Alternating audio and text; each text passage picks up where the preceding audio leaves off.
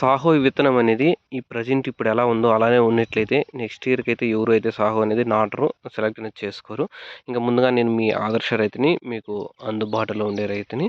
ఎందుకు అంటే ఈ సాహో రకం అనేది ముందు వచ్చినంతగా సీడ్ అనేది లేదు.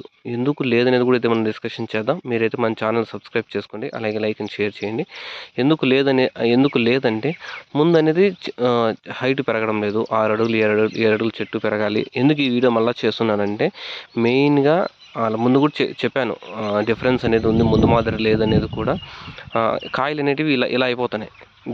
జాండీస్ కానీ కాయ అనేది మంచి కలర్గా ఉండాలి. అలా కలర్ అనేది రావడం లేదు. సిఎంఎస్ వదులు, కేఎంఎస్ వదులు ఏంటంటే కొత్తవన్నీ వదలమని చెప్తారు వీళ్ళు. అవి ఏంటివి అయితే పని చేయడం లేదు, పని చేయవు. ఎందుకంటే ఇత్తనమే డూప్ అయినప్పుడు, ఇత్తనమే ఫాల్ట్ అయినప్పుడు చెట్టు కాయలు అనేటివి ఒక చెట్టే కాదు, చాలా అన్ని చెట్లు కూడా అయితే ఆ విధంగా అయితే ఉన్నాయి. కలర్ అనేది చూసుకోవచ్చు. కాయ అనేది షైనింగ్ రావాలి. చూస్తే కంటికి ఇంకా చూద్దాం అనిపించాలి కాయ. కానీ ఇదేమైపోయిందంటే ప్రతి కాయకి పైన ఏందో మచ్చలు, పసుపు కలర్ మచ్చలు, రోజ్ కలరు, ఇలా నేను కొత్త కలర్లన్నీ కూడా మన టమాటాలోనే కనిపిస్తాయి. అలాంటి టమాటాకాయలు మనం మార్కెట్కి వేసుకొని పోతే రేటు పోతాయా? మీరే చెప్పండి. సీడ్ అనేది హైట్ కూడా పెరగడం లేదు. ముందులాగా చెట్టు రావడం లేదు. 4 అడుగులకి చెట్టు నిలిచిపోతుంది. హైట్ పెరగలేదు. ఈ లచ్చలు ఇన్వెస్ట్మెంట్ చేస్తున్నారు. వానికేం సింజంటా కంపెనీకి ఏం దుడ్లు వస్తాయి. ఇత్తనాలు ఎక్కువ ఆ చెట్లే నాటినారు కాబట్టి మన సైడ్ వానికేం వస్తుంది. సీడ్ మార్చేమో ఇచ్చేసాడు. Last 2 years virus Punganur, Polamneru, Kolar side వస్తుందని సీడ్ మార్చాడు. సీడ్ మార్చినోడు పర్ఫెక్ట్గా ప్లాన్ చేసుకొని వదలాలి కదా. ఇలా అన్ని జాండీస్ కాయలు, రోజ్ కలర్ కాయలు పడుతున్నాయి. నేను అది ఇది ఒకటే కాదు, మీ చెట్లు కూడా మీరు చూసుకోండి, మీ కాయలు కూడా చూసుకోండి. సాహో నాటిన వాళ్ళు. నేను వేరే ఏమీ లేదు. నేను ఆల్రెడీ సాహో పెట్టాను.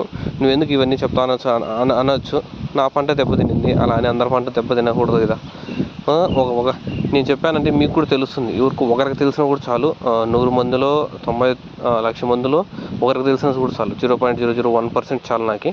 ఎందుకంటే ఆ రైతు బాగుపోయినా కూడా చాలు. మిగిలిన రైతులు ఎట్లా నువ్వు చెప్పేది నేను ఎందుకు వినాలి, నీ సోది నాకు ఎందుకులే అంటారు. వాళ్ళు నాకు అవసరం లేదు. వాళ్ళని ఎట్లా పట్టించుకోరు కాబట్టి నేను కూడా పట్టించుకోవాల్సిన అవసరం లేదు. చూసుకోవచ్చు. చెట్టు అనేది మనం ముందు కొట్టలేదు, డైరెక్ట్గా చెప్తున్నాను. ముందు కూడా కొట్టలేదు. కాయ చూసుకోవచ్చు. ఈ కాయ చూడండి, ప్రతి కాయ అట్లే. కాయ క్వాలిటీ లేదు. అది మచ్చలు, కొత్తవి రోజ్ కలర్లని, ఏందేందో గలీజ్ కలర్లు అంతా కాయలకి. ప్రతి కాయ అలానే ఉంది. క్రేట్ తిరగబోసిన ఆక్షన్లో మొత్తం అని అవే పడతాయి. రేట్ ఎట్లా పోతాయి చూసుకోవచ్చు మీరు. ప్రతి తోటలోనే అలానే ఉన్నాయి. నాకు తెలిసి నేను ఇంకా నా చుట్టుపక్కల ఉండే తోటలన్నీ అలానే ఉన్నాయి.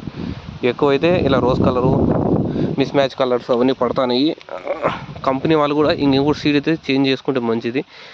బాగుపడతారు.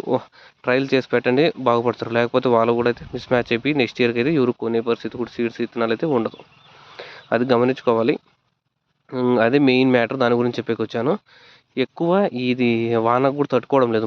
ముందు మాదిరిగా సాహో విత్తనాలు రోగం కూడా ఫాస్ట్గా వచ్చేస్తుంది. నులకట్టు రోగం వద్దనే వచ్చేస్తుంది ఆ విత్తనాలతో. అది ఏం చేస్తారో ఏం తెలియదు. సీడ్ మార్చేశారు. కాయలేమో కాపీస్తారు. కాయలేమో కాస్తాయి. కాయలేమో తప్పులు పట్టట్లేదు. కాయలేమో కాస్తాయి. కానీ కాయ క్వాలిటీ లేదే, కలర్ లేదే. అది చూసుకొని పర్ఫెక్ట్గా ఈసారి వస్తే మంచిదని నా అభిప్రాయము. మీ చెట్లు కూడా అలానే ఉంటే కామెంట్ చేయండి, తెలుసుకుందాం. 100% అయితే మిస్ మ్యాచ్ అయితే కలర్ అయితే ఉంది. Thank you all.